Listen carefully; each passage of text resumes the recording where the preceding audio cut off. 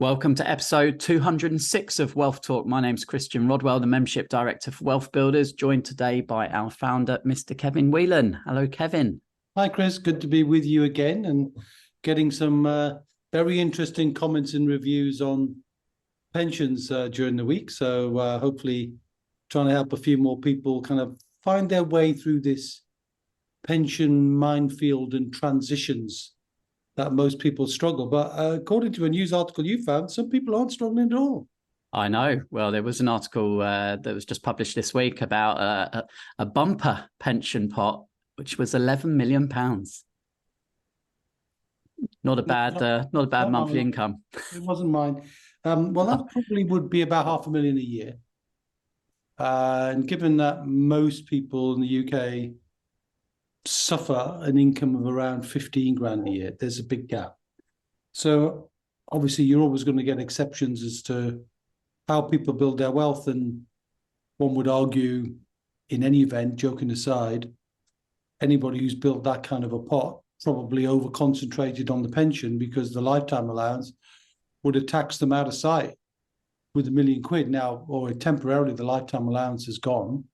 So this person is going to be deliriously happy, but of course we don't know what's going to happen with that. So it doesn't matter how big anything is. It's an interesting story, but diversification is the key, and of course learning lessons early, which is one of the key messages that are coming out of your interview today.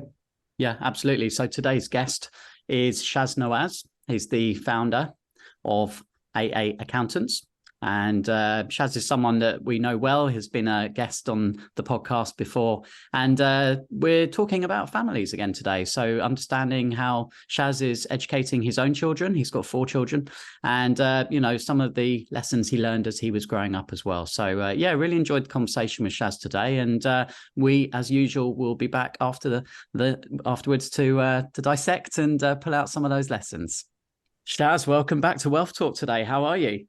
I'm very good. Thank you, Christian. And thank you for having me. It's always a pleasure. Yeah. Well, it's been a little while, actually, and there's been lots going on probably since you last appeared on the podcast. So today we're going to be primarily talking about Wealth Builders for Families and, understanding a little bit about how you're helping your children to learn about money. And before we dive into that, Shaz, I'd love to get a little update from you because you're a property man, you're an investor, you're a businessman. Last time you were on the podcast, you're obviously sharing so much knowledge around those topics. But what are your views on the current property market and obviously the interest rate rises that we've been seeing over the last year or so?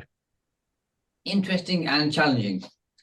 So around about this time last year, when I was talking to banks on behalf of my clients and also some of the projects I'm doing, I recall very clearly, but I was talking to Aldermore about a 5-year fixed term loan for a 40-house development, around 11 million pounds borrowing, and the rate was 3.75% fixed for 5 years. Fast forward, mini budget around about October time, I think it was, and then talked to Aldermore around about Christmas time. 3.75% was, we're not interested in doing those kind of deals right now. Then I've seen those rates go up to 7.5%, 8%. The good news is inflation came down further than was anticipated a few weeks ago. So those rates that were quoted at 7.5%, 8% are now coming down to 5.5%, 6%. And some lenders would close their books who weren't doing deals at 300,000, 400,000, 500,000 pounds and were looking at deals at £2 million plus.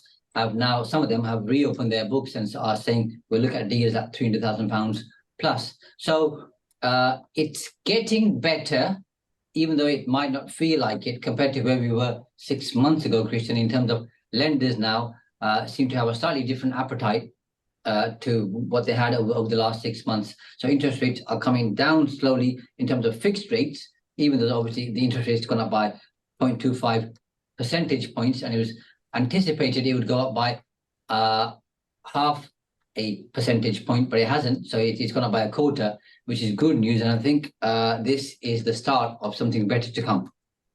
Okay, interesting. And that's that part. Sorry, and the other part obviously is with the cost of goods, materials, which is going to extortionately, I feel, post-COVID. And that's kind of calming down as well. The supply of labor that I'm finding now, there's more people available, whereas 6-8 months ago, to find a plumber took you a long time. Now, when we're making those calls, there's more availability. So things are tightening up, slowing down. I've seen a lot of small to medium-sized developers not start projects or stop projects, depending on where they are. So some of them have gone through some turbulence and turmoil, but that's freed up the market in terms of the labor supply to some extent. Of course, every area is different. But where I am here towards Cambridgeshire and Lincolnshire, there seems to be more supply. Yeah, no, that's interesting. And just for our listeners, how many years have you been investing in property yourself, Shaz? The first property that I bought in terms of buy-to-let was in June 2001. So best part of 22 odd years. And, yeah. Well, so I guess that's a nice bridge. If you were going back and talking to your younger self, Shaz, and I know you've got 4 children, we'll come on to that in just a moment, and they were thinking about getting into property today, what would be your advice for them? My advice would be just get out there and do it. So I started reasonably young back in 2001 compared to where most people start. And it's because I was interested in kind of how money moves, how people create and manage and sustain wealth. And one of the patterns that I saw was most people, not all, but most people who are successful tend to have some kind of an investment, be it in property, be it commercial, residential, or some other form. So that's where I got that particular idea from. And so I started off pretty young, and I talk to my children all the time, well, especially the older two, because they're at an age of 14 and 15 where they understand some of these concepts about property and how everything works. And they ask me some interesting questions. So I've started them off reasonably young in terms of thinking about investing, saving, building, and growing. Yeah, well, I'm excited to learn more about that, Shaz, as our conversation progresses today. So let's begin with, understanding who is in your family then, Shaz, because you mentioned 2, but I think there's a few more on there. So it's myself, my wife, Anila, and then we've got 4 children, 3 boys and a daughter. So the eldest one is 15. His name is Hasnain. The one younger than him, he's 14. His name's Shazaib. Then we've got a 5-year-old, again, a boy. His name's Abdullah. And then we've got a 2.5-year-old, and her name's Eliza. Fantastic. So really a good spread across the ages there, Shaz. So you've had plenty of experience of having conversations with them and seeing, what they are curious about. And of course, what are they learning at school? And let's begin there, perhaps, Shaz, with, why do you feel that more isn't taught at school around entrepreneurship, around money, around, business? I think the state, if I can call it the state, DFE, call it whatever you like, have a particular way of teaching children certain things. And there are some good reasons, Chris, why some of the things children learn at school, even though they don't use them going forward, okay, which are important academically and for their thought process, because people need to think about things before they make a particular choice. That's good. But I strongly believe schools don't actually prepare children for real life. So when I was at school a long time ago, we had one particular lesson on life skills. And in fairness, it wasn't brilliant, but it wasn't bad either. They taught you about what you would do when you leave a formal education, be it secondary, further, higher, and what life is like in the outside world to some extent. And I found that somewhat useful, but there needs to be more of that in terms of helping people understand what life is like, them being comfortable with business, being comfortable with numbers, being comfortable with what they want to do. So as an example, we used to have something called a careers teacher. And I think once a month or once every 2 months, they'd come in and we sit in a classroom and they'd go around the room and asking people what they wanted to be. And from a very early age, let's go back to the age of 12 or 13, Chris, I would say I wanted to be a businessman. And the first response I got from my career teacher was, does your dad own a corner shop? What the corner shop's got to do with the business, I have no idea. But he obviously thought I wanted to run a corner shop because my parents probably run a corner shop, and that's what I see as a business. Now, what I wanted to see as a business is something very different, and it's very similar to what I'm doing today. So they don't even grasp that particular concept of what somebody's looking to do. But the typical answer in that particular room was, I want to be a GP, I want to be a dentist, I want to be a doctor, I want to be an accountant, I want to be a lawyer. And then they talk about whether you do English, maths, history, the sciences, so on and so forth. And I wouldn't say that scarred me, but that very quickly taught me maybe people who I'm looking to and for advice don't fully grasp, understand what I'm looking to achieve. Yeah. So I think schools can do more. Sorry, Chris. Schools can do more. They don't do more. And I think it's a big letdown. Yeah. Yeah. So if the schools aren't teaching and equipping our children with the skills and knowledge around finance, then the question is, well, who is or where are they getting that from? So I guess it's a very different picture today in terms of social media and all of the inputs available out there that children are, picking all of this up from, compared to, when we were younger, when we were back at school. So just sticking with your own experiences for a moment there, Shaz, if you weren't getting that support and encouragement and guidance from school, where were you getting that from? And were there any particular role models in your life in an early age that you look back on now that had an influence on you? So my parents were first-generation immigrants to this country, Chris, back in the early 60s. So growing up for me, life was very difficult, okay? Because we only had one breadwinner in the family, which was my father. My mother looked after us and was a typical housewife, so to speak. And there's four of us in the family as children. It was pretty much hand to mouth, not just for me, but everybody in that particular area. And the things that I picked up very early was, and the language that I heard around me, not just from my parents, but neighbors, friends, family, or that type of stuff. Money's hard to come by. Money doesn't grow on trees. We're just working to pay the bills, so on and so forth. The people who have lots of money and usually end up doing something naughty, silly, fraudulent. That's why they accumulate lots of money, and life's hard work. So those were the early lessons that I picked up. But because I was keen and I could see around me that everybody pretty much has a 9-to-5 job, even though it might not be 9 to 5 depending on the hours they were working, and everybody that I'm looking at, seems to be struggling. So if I follow this particular path, I'm probably going to end up somewhere like them. I'm not saying that's a good or bad place, by the way, but I'm saying I'm going to end up like them. And I think there's something better. And what can that better thing be? So I went to something called a library, which might be news to some people out there, and started kind of looking at books and magazines and journals and talking to the librarian about what information can I gather. And from that, I then came across a concept where you can own your own business, have your own financial freedom, and pretty much to some extent be the master of your own destiny. So at a very early age, I decided what I really wanted to do was own my own business. What kind of business? I wasn't sure about, but I wanted to get into business. And I definitely knew it wasn't going to be a corner shop, by the way. So I then started learning, researching, looking at people who were actually in the world of business. Yeah. I've always taken a lot of inspiration, and I think inspiration kind of, for me, comes from two places.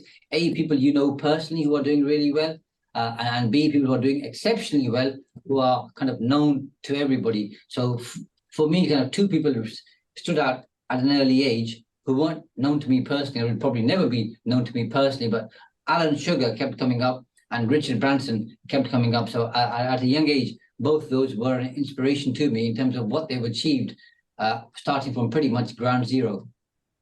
Yeah. It's really interesting. And I know when we spoke before, lots and lots of inspirations. I think some of the people you mentioned, Warren Buffett and Kiyosaki, and, the learning never stops, right? And how do you think that those sort of early experiences for you then, Shaz, when you were having to kind of figure things out to a degree for yourself, how's that now influenced the way that you've helped your own children navigate that path? I think that the big influence really for me, which was very positive, and I never knew it at the time, the best thing that my parents did for me, and parents do a lot of good things, but for me right now in this conversation, the best thing that they did for me is they always encouraged me and said to me, you can be whatever you want as long as you put the work in. and they always gave me the confidence that I could do whatever I wanted, okay, and that I would do it really well. And of course, as a child, sometimes you maybe don't believe that or you don't really recognize it. But as I grew up, because they instilled that confidence in me, when I went out there in the open world, that boost of confidence that I had, I was able to apply that. So I've never lacked confidence in terms of whatever I do. I'm not fearful of failing, even though there's challenges. I'm not fearful of failing. Coming back to your question about my children, because my parents had given me confidence as a child, okay, and along my teenage years, I've obviously done that with my children, but then I've got them to start thinking about business, thinking about investments, thinking about return, thinking about, for every pound that you save today, what that would mean in 5 years, 10 years, 25 years, 50 years, even though 50 years to them is a long way away. But the two older ones now think like that, so they've got their own accounts where they save money. I also match that for them, so they're not keeping out. Dad, where's our fund up to? How much is it worth? How much is it going to be worth in 5 years' time now? In 10 years' time? What if we put another £20 in per week or per month? What does that do to you? So they're having those conversations around investing, which is really good for their mindset. And they've gone one step further now, by the way. They talk more about property investing, doing deals. And the older one, who's 15, for the last 6 to 12 months, he's talking about what kind of a business can I set up, Dad, right now that is going to be help me to inject more money into my investment fund. So he's thinking about that right now. Of course, I'm saying to him, focus on your GCSEs, get those out the way. But it's good he's thinking about that right now, because that means the next year or two, once he's done his GCSEs, possibly A-levels, if he wants to do them, I can then help him start that up, and we'll probably do it together as a joint venture.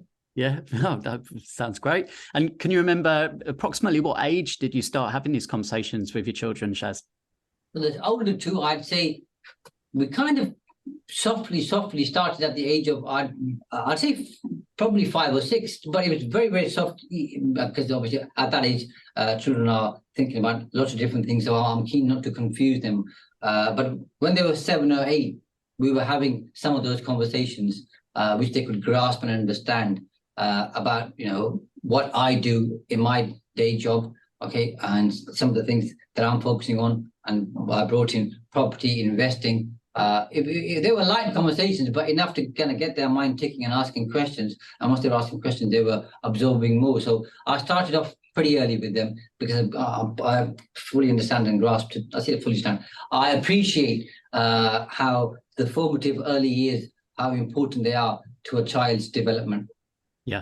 Yeah, and it's always interesting to kind of hear, where these conversations take place. Is it around a dinner table, or did you start taking them out, to experience the work you're doing, like actually viewing properties at an early age as well? So 2 or 3 things that I did around the dinner table, watching some documentaries on Netflix about business, entrepreneurship, property, that type of stuff, watching interviews with sports people who are high performers, so I can share with them what high performance means. So I think that was important. I think high performance is important for anybody, especially in the world of business, because you've got to think differently. And then when we were out and about, okay, whether we're going into a shop, into a restaurant, going shopping, going for a day out in that particular business, pointing things out to them and getting them to think about, okay, what that would mean and why people are doing, or certain businesses are doing things in certain ways. So conversations for me took place everywhere.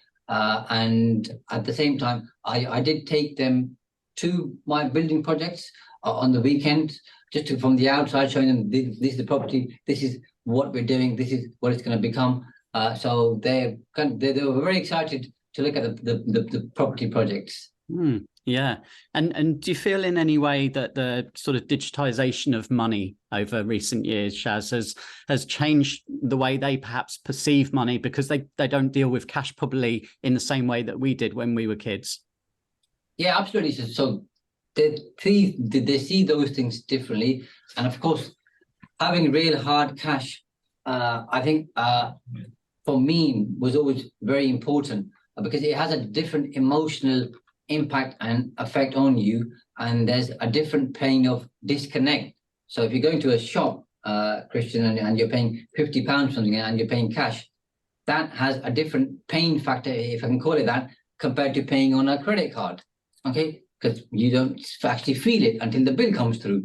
That has a very different impact to when I went to Disney World in Florida with my kids, and they gave me a wristband and said, just whatever you see, just kind of scan it, boom, and it just ends up in your room at the end of the evening. Well, lo and behold, I spent more money with the wristband than I would do with the credit card, than I would do with cash. So of course, that has a different influence, but I do encourage my children to keep cash around them. So I think having cash around you psychologically helps you to think of it in a very different way. Yeah. So you obviously talked about the conversations you've been having with certainly your older children there about business and property. Now they're starting to talk about. Do you think they're just having these conversations with you, Shaz, or are they having them with their friends, or Yes, they talk to their friends, and some of their friends' parents are in business or are in property, so they'll share with me kind of what they're doing and what they've shared with them. And every now and then, I will look at obviously what they're doing on social media. So more often than not, especially the elder two, when they're on YouTube, they kind of listen to videos from Warren Buffett, Steve Jobs, other investors, property investors. So some of the stuff that they are spending time on social media isn't a complete waste of time. It's actually they're looking for information or things that we've talked about previously or talking about currently. So they do share with their friends, and their friends do share with them, which I think is fantastic because, research shows with the average of the 5 people we most associate with. So if they're sharing stories and kind of building associations with the people who have a growth mindset, I think that's going to serve them exceptionally well. And that's probably the single biggest difference you have between people who become ultra successful and those who don't, is the conversation that they have and the people that they hang around with. Yeah. There's obviously a lot of, fantastic information available at the touch of a screen and a button now with social media. But on the flip side, there's a lot of misinformation. Do you have any fears or concerns that they might be influenced by some of that? Yeah, absolutely. So, without mentioning any names of any particular influencers, there are people out there, obviously, who are sharing information who are very, very popular, who've either got in trouble with the law or don't share a popular consensus, whether they're right or not. I'm not going into conspiracy theories, but some of the stuff that they share is good, and some of the stuff that they share polarizes and is divisive. So that's always a concern. But I always kind of share with my children, and the older two now, Hasnain and Shazib, are old enough to understand that I say if you see information online, then you've got to be able to verify that to some extent to know, it's backed by facts and backed by science. Okay, and backed by credible authorities and experts, rather than somebody sharing something on Snapchat, TikTok, Instagram, Facebook, wherever. Okay, because I've told them anybody can record a video or write a post and share anything. That doesn't make it true. So, and of course, some of that stuff that they are going to consume isn't going to be authentic or accurate. But I do I don't keep a total tab on them because I want to give them freedom and get them to understand that, if you do the right things, you obtain more freedom. So it's do the right behavior means you get more freedom, okay, and better outcomes. But I do check their social media and what they're looking at, and some of the stuff's really good, and some of the influences that they follow, that maybe their friends or others have told them about, aren't the ones that I'd approve of. So we'll have a conversation of, okay, let's look at what this influencer is talking about, and then let's see whether that's correct, authentic, right, and what's your view about it. And some of the things that they'll share with me, I'll agree with, and some of the things I won't agree with, and I'll share with them my opinion. And then we'll look at, okay, is this factual, okay, or is this somebody's opinion that they're trying to disguise as a fact? So that brings in an interesting conversation too, by the way, and a different dynamic. Yeah. Well, we know, the both of us, that building wealth, one of the biggest benefits, or advantages, I should say, is starting early, right? And the magical power of compound interest. So, you've obviously started them early. You've given them that massive, advantage now, which I'm sure they will thank you for as they continue to, see that increase. But In terms of following your entrepreneurial footsteps, is that important for you that you see your children do that, or are you happy to kind of let them find their own course? Yeah, so to touch on your earlier point, for me, I think the earlier somebody becomes curious, the more likely that they are to go searching for answers and then building up their own view of what they want to do, what they don't want to do, and having a better understanding. So the quicker we can start that process for a young child or a youngster, or the better it is, I think. And I always wanted my children to be curious because I was curious at a young age, but I never knew why I was curious. But when I reflected as I grew up, thinking, well, why was I doing this?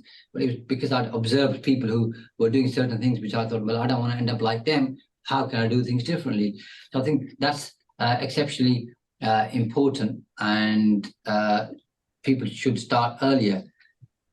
With that, I've forgotten your question, by the way. That's all right. No, I just followed that on with, how important is it for you that they follow in your entrepreneurial Oh, yeah, absolutely. So I thought about this a lot, and I don't anymore, by the way, because, part of me sometimes, because when I was growing up, the kind of typical Asian thing to do, Chris, was your parents would say, you need to be a doctor. You got to be a doctor.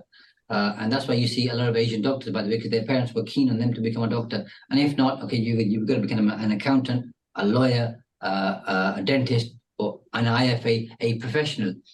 And I've always thought I want to support my kids to become what they want to become, and not for them to become what I want them to become. Because if they become what I want them to become, they'll probably end up having an unhappy life and say, Dad or Mom, you pushed us down this particular rabbit hole. Well, I never wanted to be an accountant. It's just you forced it upon me. So I've always let them decide what they want.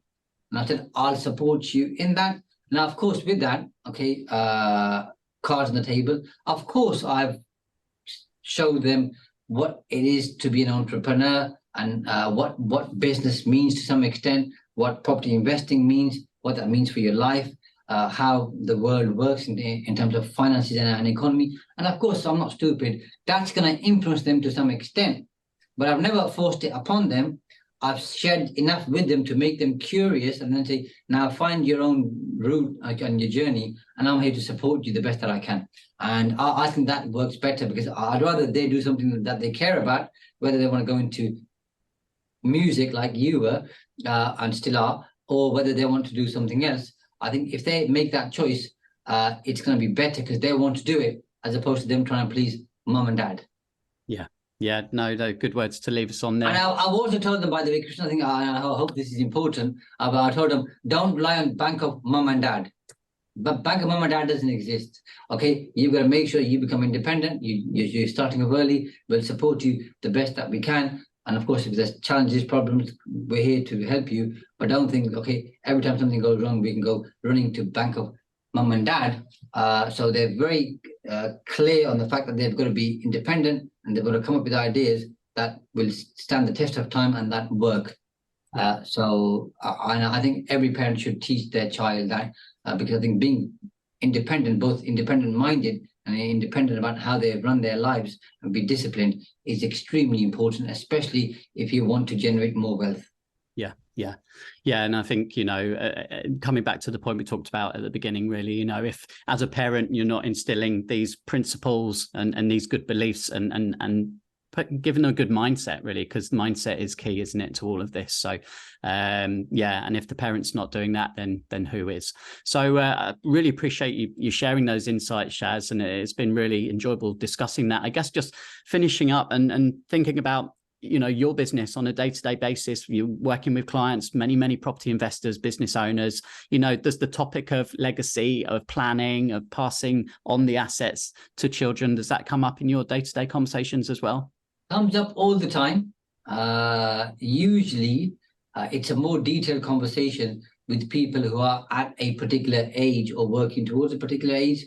But I always share with all of my clients, be it whatever age they are, that they should think about legacy planning in terms of their business structure, in terms of their business operations processes, as early as they can. So we set up a particular structure, which then enables them to, whether they want to sell the business, pass it on to the next generation, gives something to their employees, however and whatever they want to do, they ought to think about that early. So we have those conversations on a very regular basis. And I think it's important because everybody says they want to create a legacy. They don't know how they want to do that. And whatever I can do to support them, of course, is always a helping hand from the feedback that I get from my clients. Yeah, well, we get great feedback as well from those clients of ours that you've worked with and helped as well, Shaz. So we continue. Vice versa. That's why we continue to work together. Indeed, and you obviously put lots of content out online and videos, Shaz. If someone wants to go and kind of follow you, where's the best place to check you out? So we're pretty much everywhere, and I always feel like sometimes I'm not doing enough, and then my team says to me, we're posting loads of content. So we've got stuff on Facebook under AA Accountants, Trust Property Tax Experts. We've got stuff on Instagram, a lot on YouTube under my name, Shaz Nawaz, Facebook, LinkedIn, and some stuff on TikTok as well. So any of those, they type in Trust Property Tax Experts to do with property, or type in my name, Shaz Nawaz. Hopefully they'll find some information of use to them. Yeah, well, we'll share all of those links for everyone as well, Shaz. So thanks so much for sharing today. And one last bit, by the way, for anybody who does have children, I think it's important, and I talk about this because I also have 5 children's day nurseries. So I absolutely love children, especially in their early and formative years. I think the most important thing, from my point of view, or one of the important things, is to teach kids that they should have no form of self-imposed limits. Because when I was growing up, people were always sharing things with me, whether it was some kind of a label that I allowed to stick, okay, which wasn't true, by the way, but I believed it, or whether it was some kind of a limit. I think my life changed exceptionally, Christian, when I learned and enabled myself to let go of those limits imposed by others on me, i.e. their opinion, or the self-imposed limits for why I thought I couldn't do certain things. But because my mom and dad gave me the confidence, I did quite well, but we still have certain limits. So I think if children can grow up knowing that there's no limits to what they can achieve, what they can do, what they can become, okay, that is the best gift we can give any child. Top tip to leave us on there, Shaz. Thank you very much for your time today. Always a pleasure, my friend, and thank you for having me. All right, then. So lots to unpack there. And before we do that, let's pull out one of our lovely reviews from Trustpilot this week. And this week, David has taken time to say, we have been with Wealth Builders for about a year now and found the whole experience really useful, motivating and instructive. We have met so many fantastic, inspirational and helpful people with a diverse range of experiences and knowledge. The online resources, podcasts, modules, masterminds, etc. are in easy to understand bite-sized chunks, and monthly access to a mentor kept us encouraged and focused. We will be signing up for another year and would definitely recommend Wealth Builders. Nice to know. It's always good that people vote with their feet. If they're getting a result, they'll continue to be part of the relationship. And I think it's something Shaz mentioned, the reason we continue to have good dialogues with Shaz and him with us is because we resonate on values. And you pulled out some interesting lessons. Yeah, in particular, how his childhood was growing up and how he's transferred some of those lessons on to his own kids. What did you want to highlight first, Chris?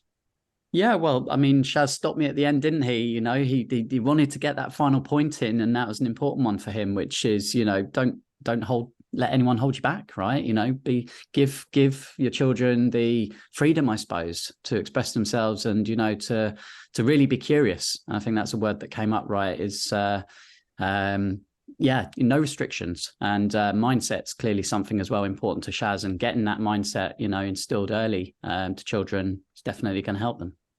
Well, he clearly had that, didn't he? He had that curiosity, and that's a great word, because curiosity, you know, almost the ROI of one relationship, opportunity or idea from transforming.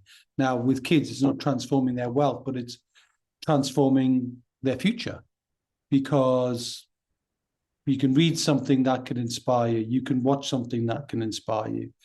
And the curiosity to allow our kids to express that. And the more you expose them to the differences, both inside and outside the house, both inside and outside of your business, lots of different ways that you can show them things, and not drive people down a copycat path, lockstep rather, moving people together in the same direction. As often he mentioned, didn't he, that there was pressure to be, either a doctor or a dentist or a lawyer or whatever. You get that, and we see that, but that curiosity to be who you want to be and who you allow the kids to be who they want to be is really important. I think generally to all parents, we're not about parenting. We don't have any parenting qualifications, and everybody makes mistakes just as you would in business and in life generally. However, I love the point he was making, that he went to a library, and read a book. And that's another interesting thing, Chris, because when I was a kid, and I'm probably a similar age to Shaz, maybe a little bit older, the parents could see what you were doing, right? Because everything you did took place pretty much within their purview. But now with screens and so on, you can easily lose track of what they're seeing. And I don't mean that in any negative way, but if you're not able to see what's making them curious, you're not able to influence that in a positive way.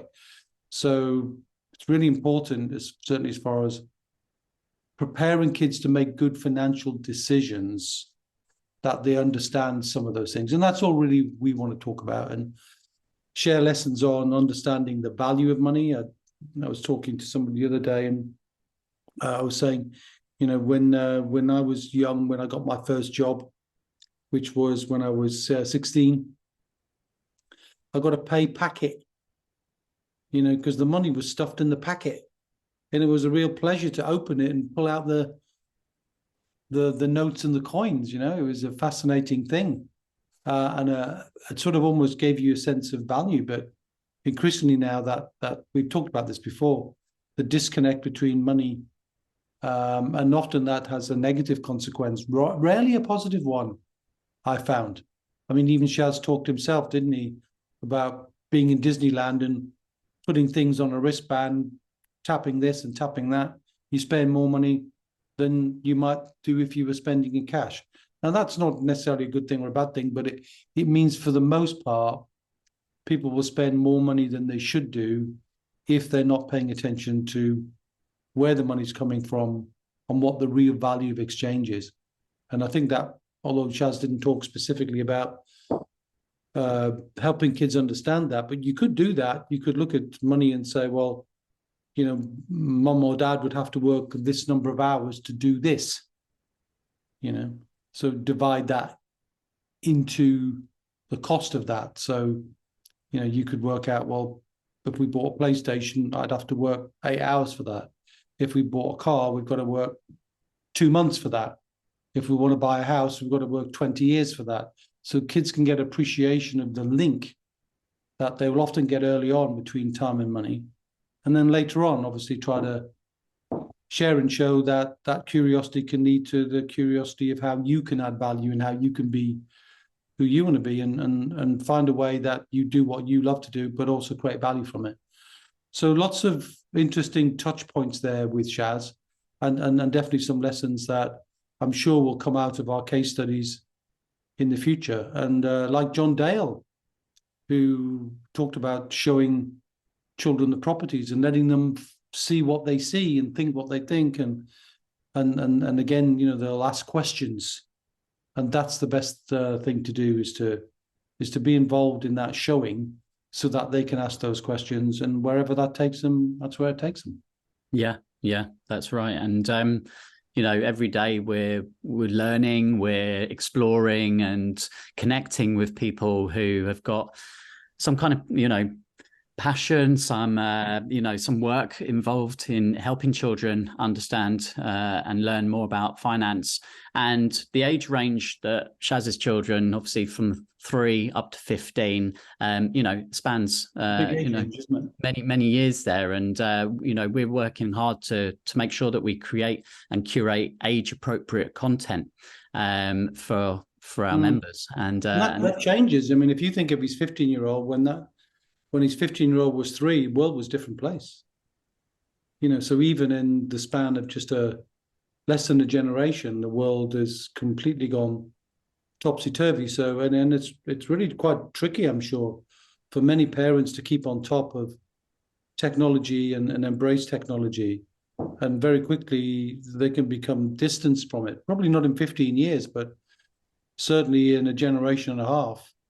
You know, if you get 30 years down the line of anything, you're probably skipping a generation. You know, they're already losing the connection because they've held too long onto the previous technology, and the new technology is just passing them by.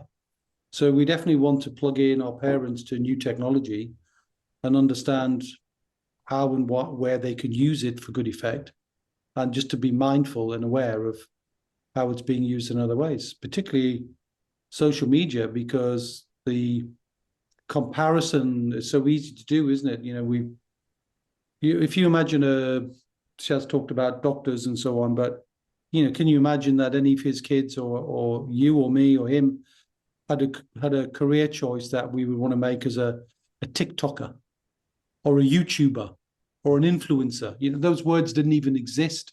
So I think it's really important we keep an eye on that and recognize that career choices can be made. And why wouldn't we want to encourage career choices if it's all about creating value? And I think that's one of the fundamental lessons will come out in the Wealth Builder Families materials. It's really about getting kids to understand where they fit into a context of life, the context of the family, context of their relationships with other things that live and breathe, like pets and plants, this idea of planting seeds, looking after things with older generation, and of course, you know, with money. And we want to encourage that dialogue, but it's a difficult one to keep on top of permanently, isn't it? So yeah, fun and fascinating for us to create some principles and then, you know, find the most up-to-date content to share with our parents, so they're never feeling disconnected from life that could easily pass them by.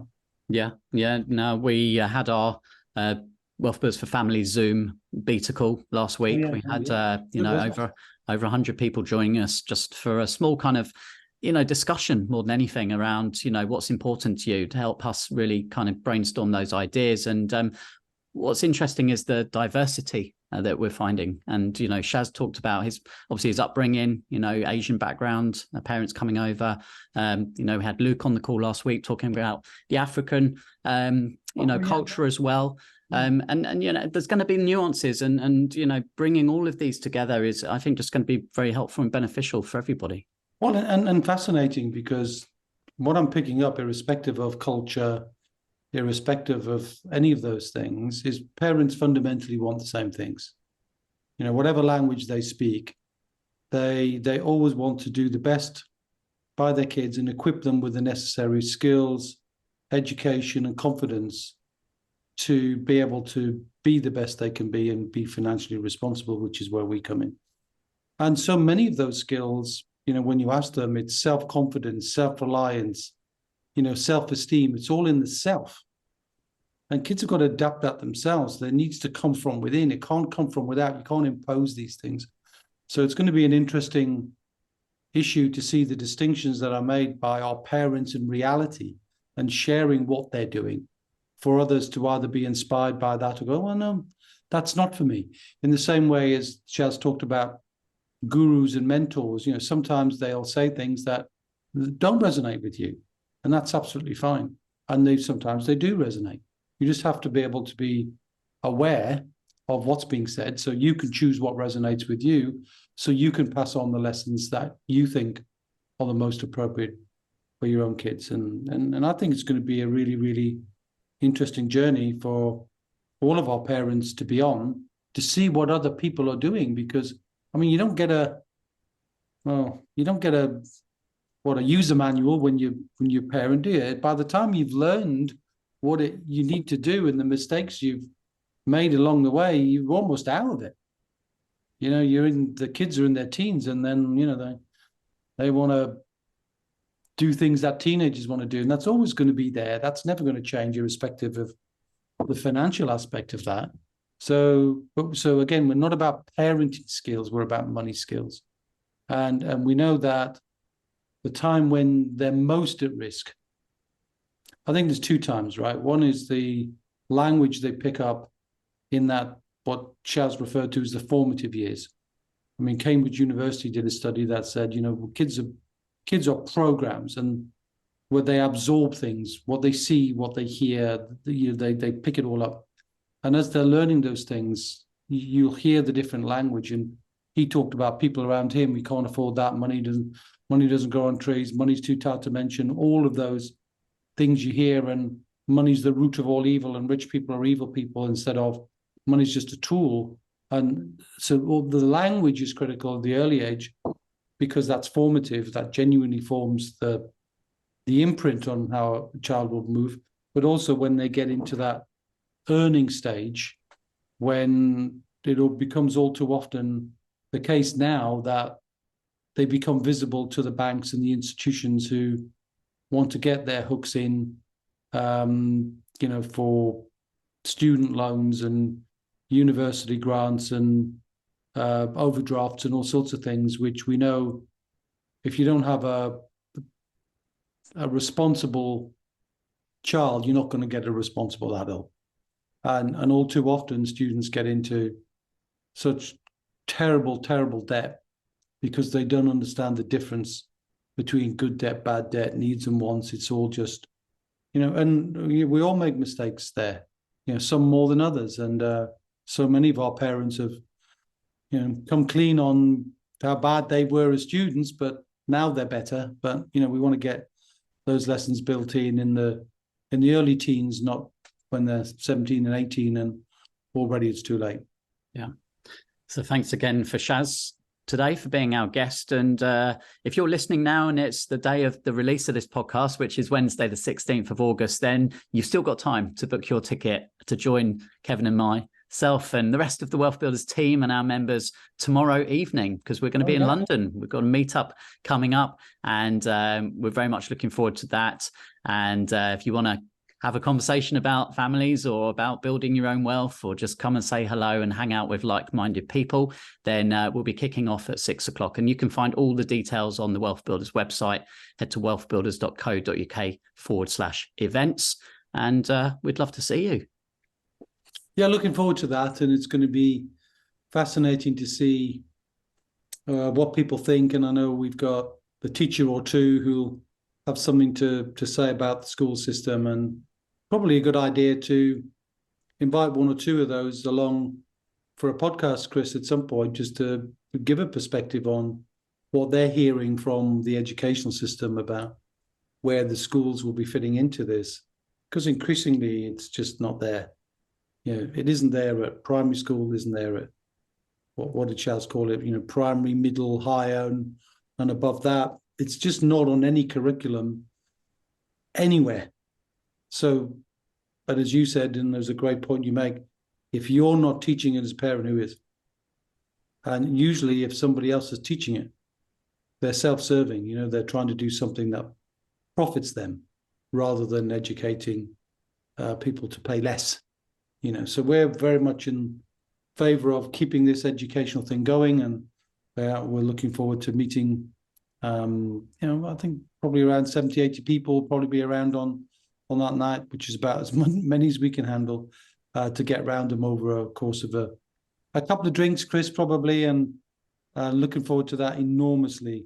And then hoping to get that out in the country much more in north, south, east, and west as we expand our reach and get to meet more and more parents.